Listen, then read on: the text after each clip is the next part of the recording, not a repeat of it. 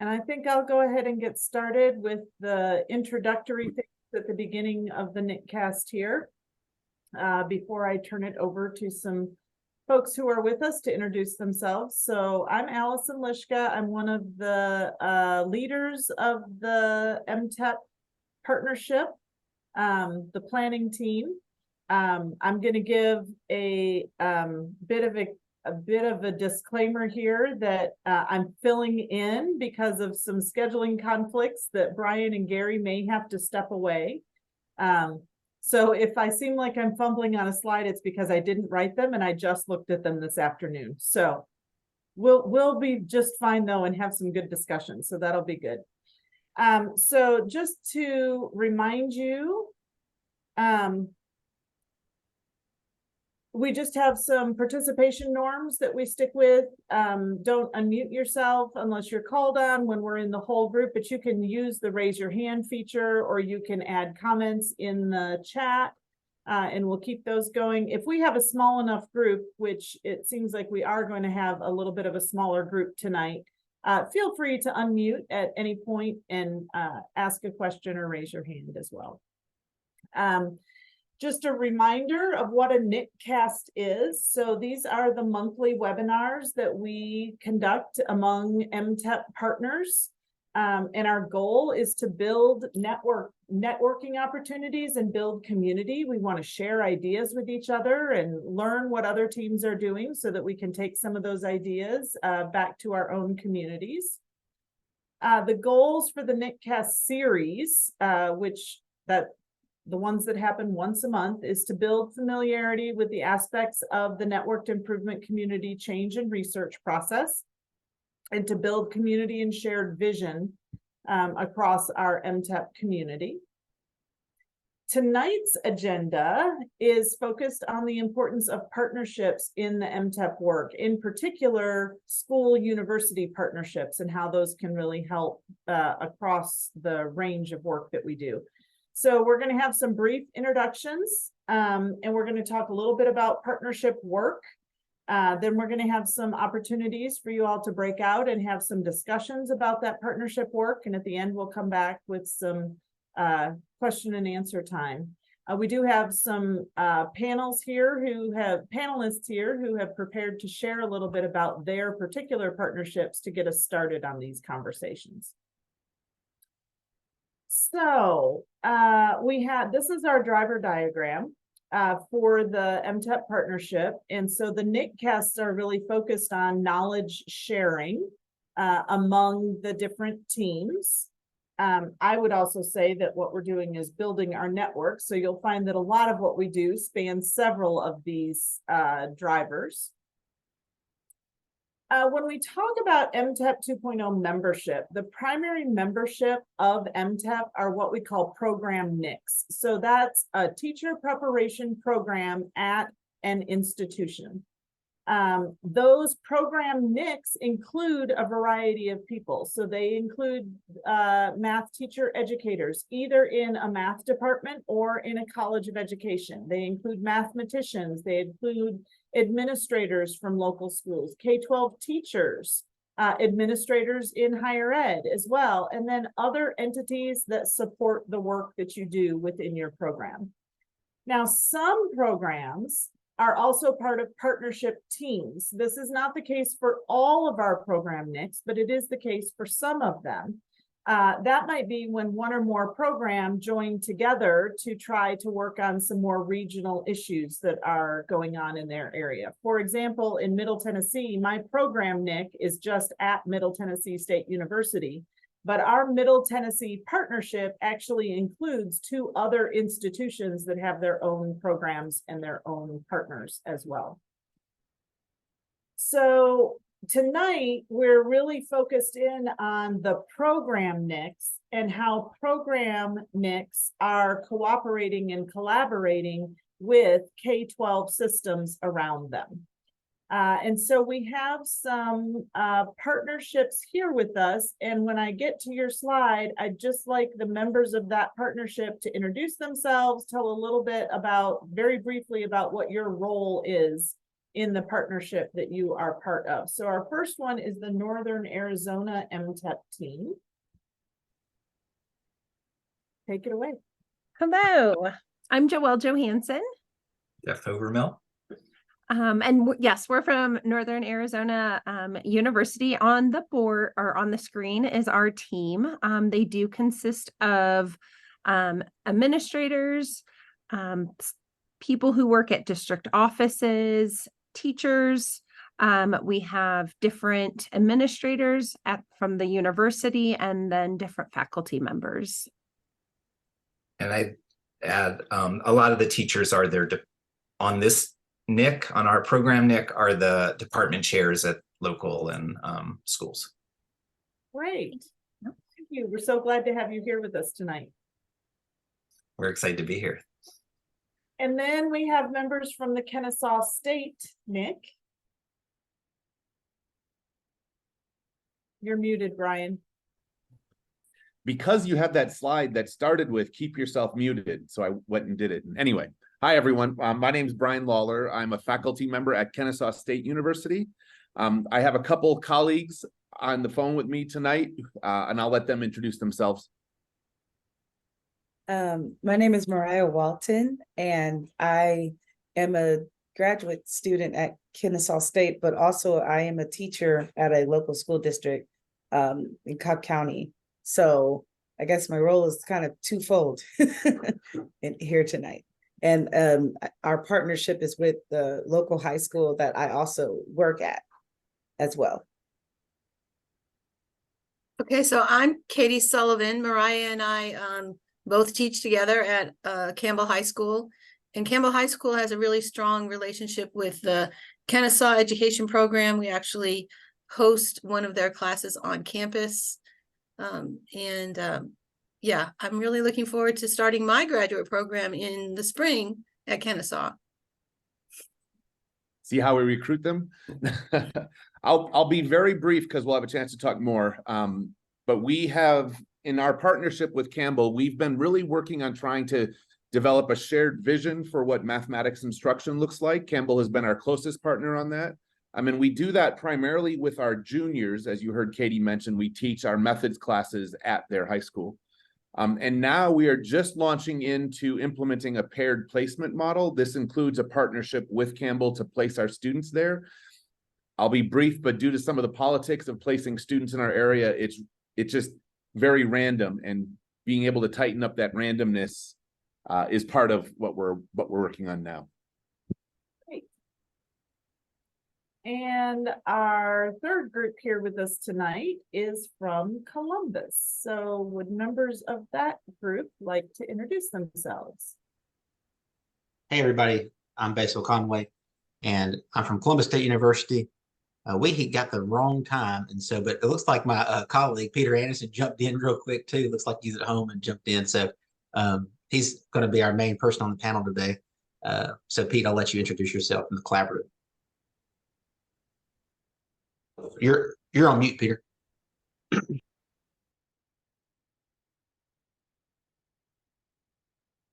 There we go. Hey, there we go. I think I should be hearable now. So I'm Peter Anderson from the Mathematics Collaborative here at Columbus State University.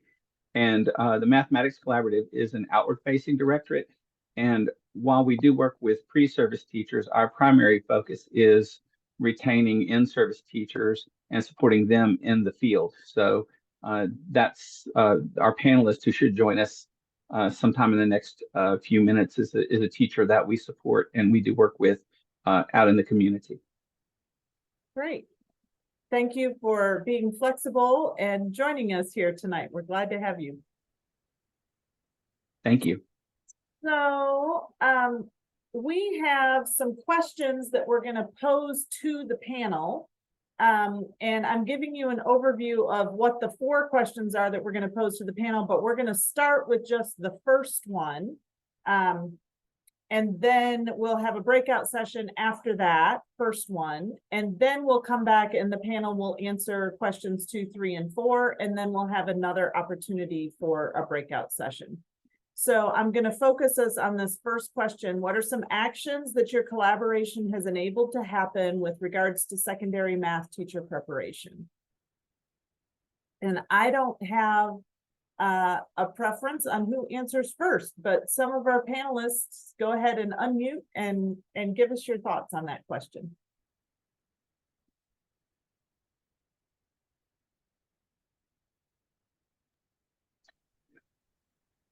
Well, this is Peter Anderson with the Mathematics Collaborative here at Columbus State University.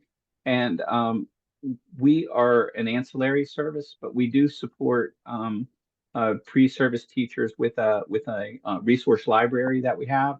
We also have resource teachers dedicated to K2, 3, 5, and of course middle school and high school resource teachers that are able to be available to the student teachers and provide them with direct support. We also provide professional development that includes in-service teachers as well as pre-service teachers, and we do visit and work with the professors at Columbus State University to provide support to their classes. Great. Others? So we just started, so we've had a few meetings, and we are a university that's in a county that is surrounded by several different school districts and such. So it's actually right now with our secondary math teacher preparation, it's allowed us to have some communication with those who are in the field and making sure that we are meeting the needs of the current students out in the 6th through 12th grade classroom. And working with them to form that communication.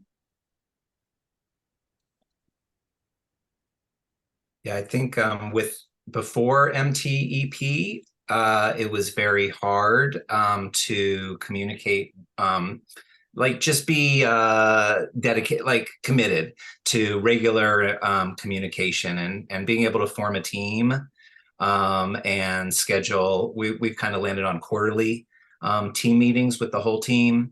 And like we said in our introduction, that includes the department chairs and administrators at a lot of the schools that we place pre-service teachers with, and then getting feedback from the in-service teachers, the administrators, the chairs about, as Joelle said, you know, how are their needs being met? What can we do? And I appreciated Brian sharing about the shared vision they're working on. I wrote that as a note of things that could probably move us forward as we're still getting going. But it's been great to, the main action I would say is to be able to form this team and to dedicate time to this regular communication.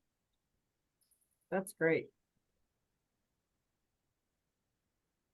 With the partnership with Kennesaw State and Campbell High School, I think that one thing that's definitely been beneficial to our secondary mathematics students is that they're getting real-time experience in the classrooms that they might actually go into.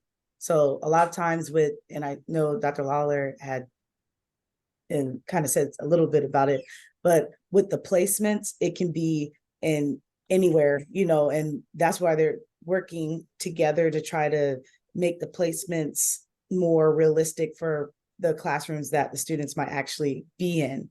So, you know, the students will be working with a lot of maybe support level, on level, different classes that you'll probably see a lot of students that are in, you know, in the schools that you're entering, especially as a first year teacher. So they're gaining that as well as getting more preparation to deal with different types of students because it's a very diverse population that they're in. So it's Metro Atlanta. So yeah.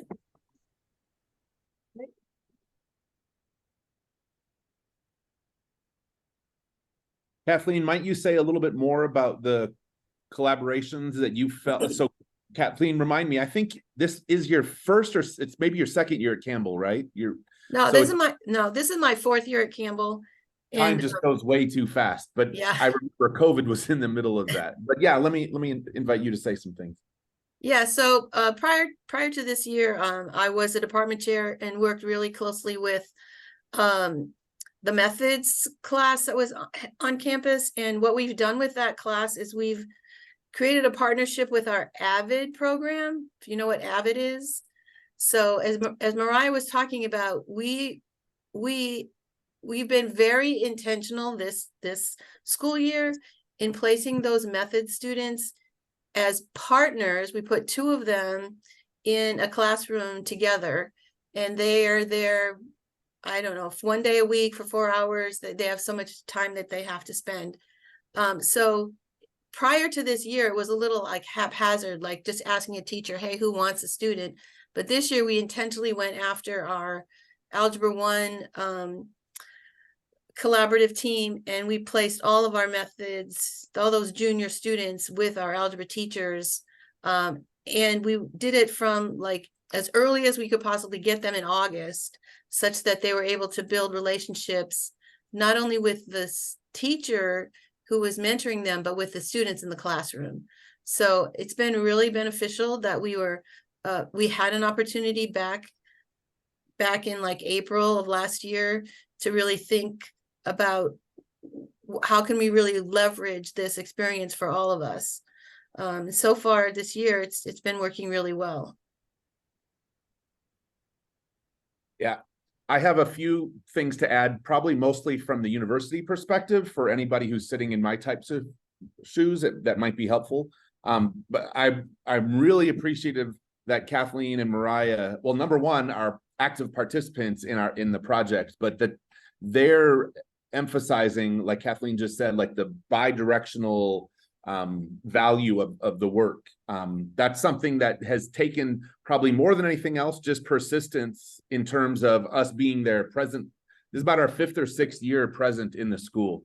So again, from the university side, basically our teacher preparation program happens in the junior and senior year. During the junior year, both semesters, we have a 2-credit methods class paired with a 1-credit field placement.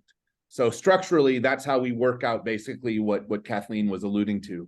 And I think there's one other thing. I mean, there's probably tons of details, but there's one other thing I think that was very important to setting up this partnership.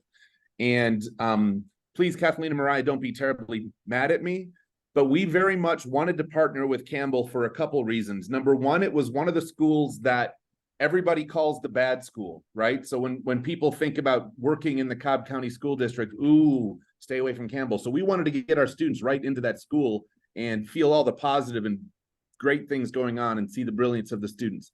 And the second thing we wanted our students to experience is how segregated the math classrooms are in the school, like most every high school. So our students come with the setting creates amazing questions and good challenges for our students, and the opportunity to see how brilliant all the kids are that they might not have assumed so in their brain coming in. So I'm gonna move us to some discussion groups.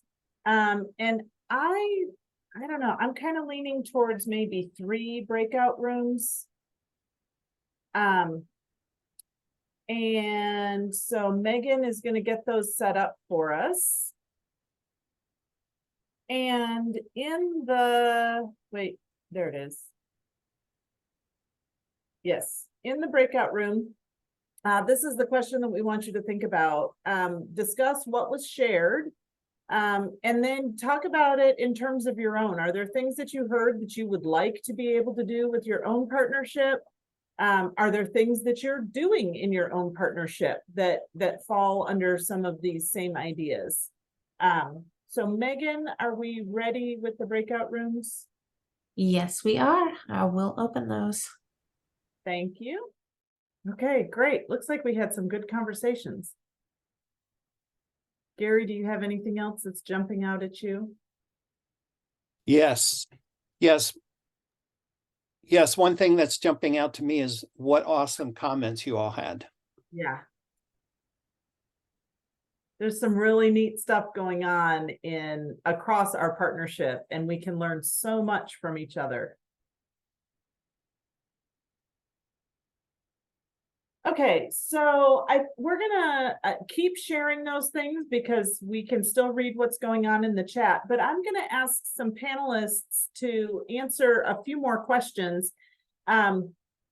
So we'll start with this one, and we don't need everybody to answer. So if just one or two want to answer, and then we'll go to the next question, that will work. But what factors contributed to building an effective collaboration for you? So what were some of the things that made that possible?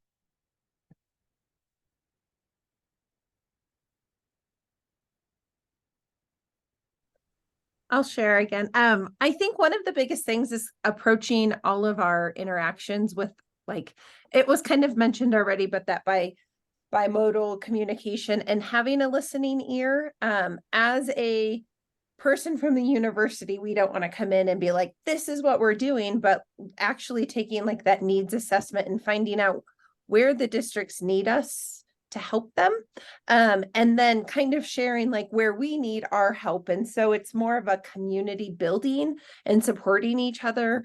And so, you know, taking that step back from, you know, being an expert or anything like that, and just listening and finding out where we can support the district, the school, and even individual teachers, with our own pre-service teachers and within like professional development opportunities and those types of things.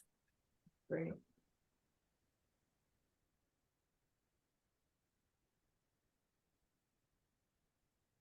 How about from another partnership? Ashley? Hi. So Columbus State, I work for a local school, and Columbus State is the partnership.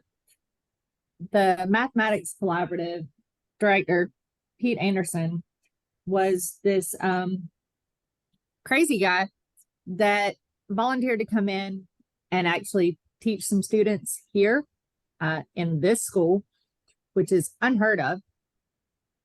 And I probably would not have signed up for the first workshop or heard anything he had to say if I had not seen him in action with students.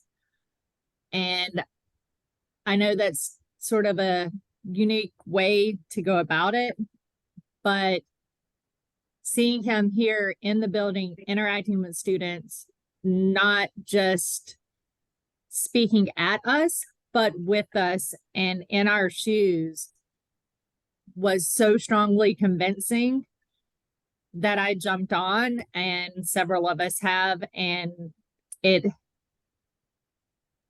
built that trust factor that I can't imagine a better way to see.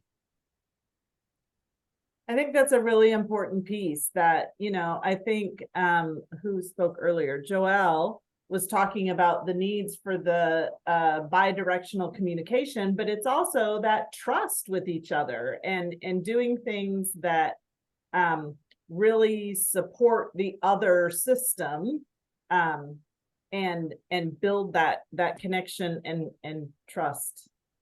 Really important. Thank you. I'm going to switch us to the next question. Some of these are going to blur together a little bit. So if you feel like a question really continues, then go ahead and refer to that. But what challenges have you faced in building a collaboration?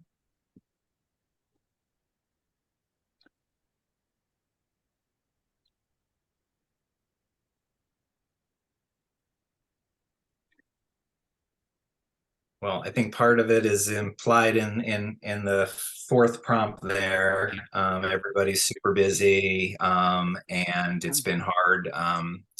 There's a meeting planning time called When is Good, and it's pretty convenient. You can paint in when people are available. Having a math teacher and a school administrator from each site. Usually everybody can't make it, but we're able to find times that at least one person from each of our partnering schools and the university was able to make it. So that in itself was a big challenge. And the guidance of MTEP to have like this wide variety of persons involved in the team just to tack on to the last one, have been a factor, I think, to help, you know, that there's broad buy-in and engagement and support across. So like, even if everybody can't make it there, there's still a lot of people who are all involved and committed to the partnership. That's great. Others have anything to add?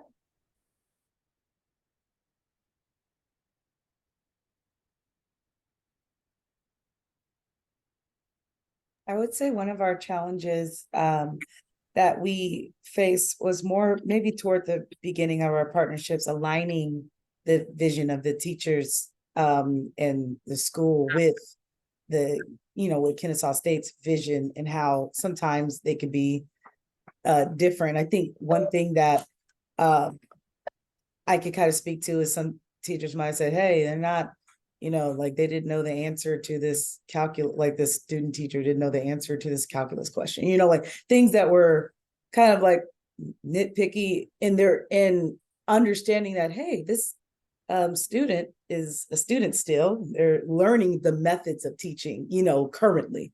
So yeah, they may know the answer, they may have messed up, but understanding that they're on the path to becoming a teacher, I think like over time that has gotten a little better. But it took a little time, and also with the teacher buy-in during that period of time, just like, well, why are we doing this? You know, like what rewards can they get from this happening? So that again has changed over time, especially as the groups of teachers change that we're working.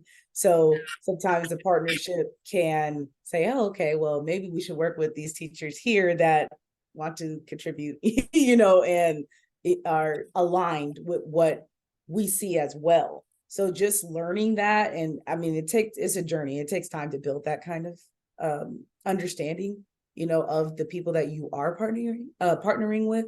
But I think that's kind of a part of the growing pains, basically. I think it's kind of interesting that we see time as a constraint, and I find it fascinating and interesting. And Brian, I wish you would address this. Is your idea of focusing on Campbell High School a way of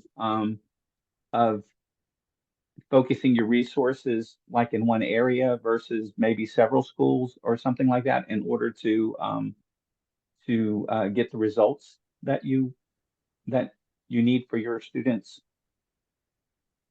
I think my answer is to a very large degree, yes, but I'm going to add a little bit to that answer.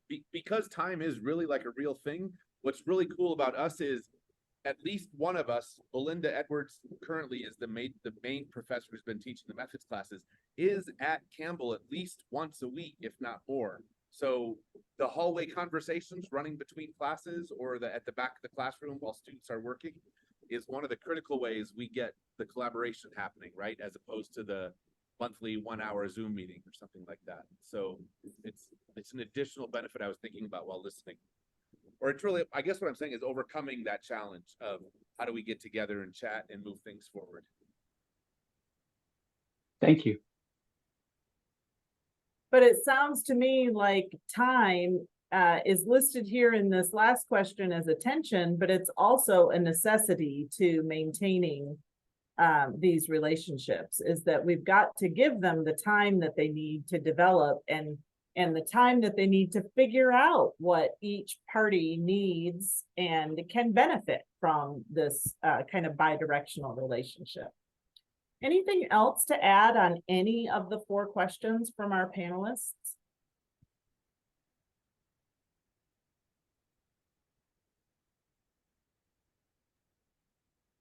Hi, I'm sorry, I kind of just joined, so I don't know if this is being said, but I think one of the things that's worked really effectively this year is we placed all our student teachers in Algebra 1 classes this year, so there was less of a challenge content-wise, and it's really more about the pedagogy, and I think that's worked really well for them this year.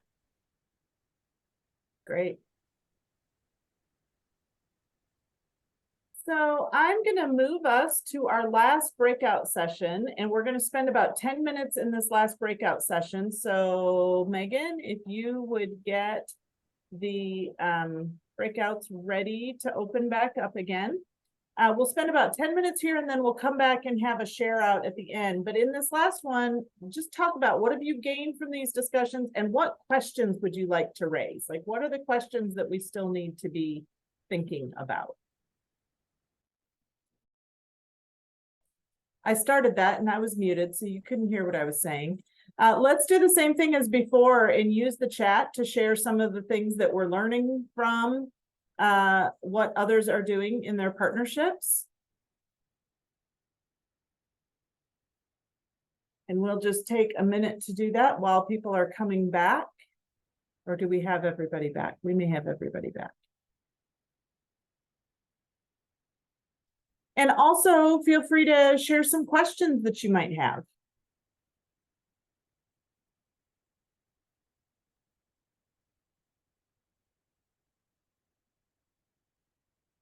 I like this. Each partnership has unique challenges. And I think when you think about building or expanding your partnership, you've got to really attend to the context within which you're working.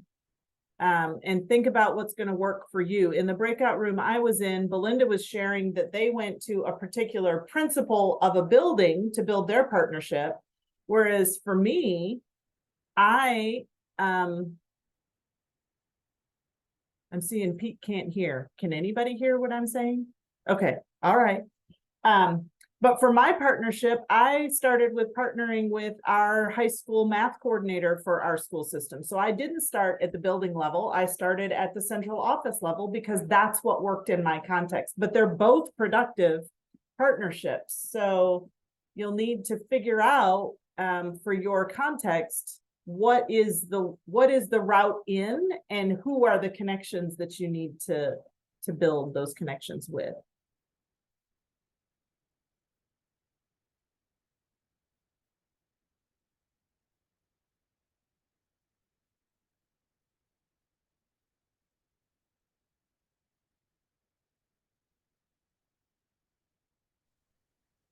I'm going to chime in just real quick because I just remembered something.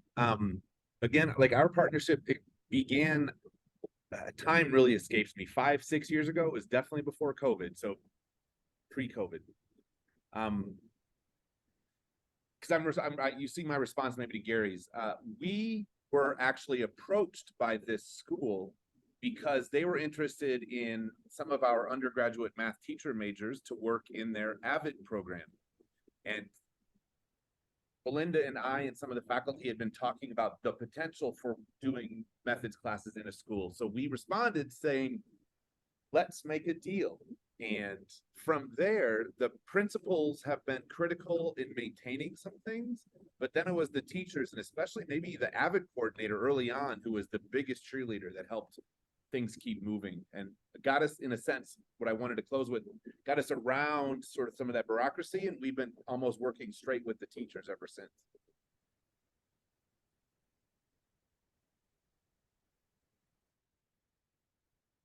I think that's a big key. You know, there's bureaucracies everywhere we go in education. And so what are the routes either through or around or within or between the way those different bureaucracies work?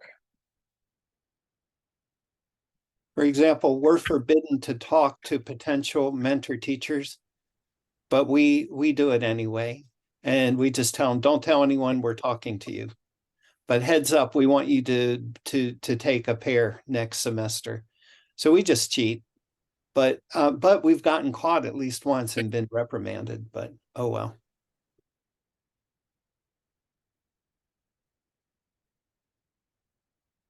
So continue to share your ideas in the chat. We do have a couple announcements here at the very end. First of all, I hope you are making plans to join us for the 2024 MTEP conference. It is taking place on Thursday evening at AMTE. So there will be an in-person. If you come in person, we'll be feeding you dinner and having some sessions in person. If you cannot be there in person, there is a way to participate online remotely. So we hope you will find a way to participate with us on that evening. The opening session I know is going to be an Ignite session, so I'm excited to see what those speakers bring to us to open the conference. Also, you should be getting the newsletter. The newsletter for November came out, was it just yesterday? Yes, it came out yesterday. You can always find some just good information about what's going on within the partnership. If you're not getting that, you can go to the MTEP website and find that newsletter, and there are ways to make sure that you're getting added to that mailing list. Upcoming events are always listed in it. Megan is our newsletter editor, and she's doing a fantastic job with it. And I think that is all. Those are all of our announcements for right now. Oh, if you want to subscribe, the link is in the chat. Megan has put that for us. If you have members who are not getting, members of your team who are not getting MTEP information, they need to make sure that they join on the Open Canvas site. And the link to join is in the chat and on the screen. All of our announcements get pushed out through the Open Canvas site. So that's how they get connected to it. And I will turn it over to Gary to give any closing thoughts that he'd like to. Wow, the pressure. Hey, thanks everyone for being here. This has really been I think a really challenging and interesting discussion. I think this is something that we all continue to work with, of how we can build those stronger partnerships, because that's so essential to us making the kinds of changes that we want to make. So thanks for being here and for being a part of the discussion. And thanks to all the K-12 people, especially, for joining in. That's just been awesome. I really love that on one of the first questions, it was like all the K-12 people answered. It's like, okay, this is a really good sign that it's not just the university people doing the talking. So thanks again. I will say, if you are struggling in thinking about how to work with figure out who your partners are and work with your partners, reach out to your coach. Every team has an MTEP coach, and that coach can at least point you in the direction of some assistance and supports that might be helpful to you.